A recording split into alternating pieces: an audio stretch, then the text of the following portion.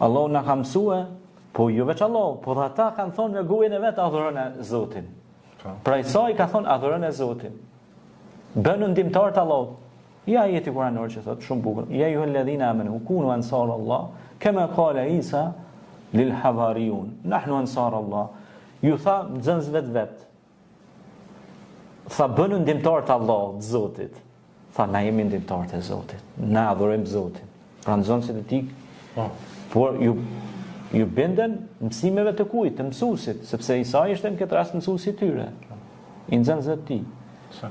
Po dhe me Jeremia, kur hyri brenda edhe erdhi Zekariau, edhe i pa gjitha ato ushqimet mira dhe gjitha ato bollek të madh, tha, çka janë gjitha këto bereqete? Tha, hadha min indillah.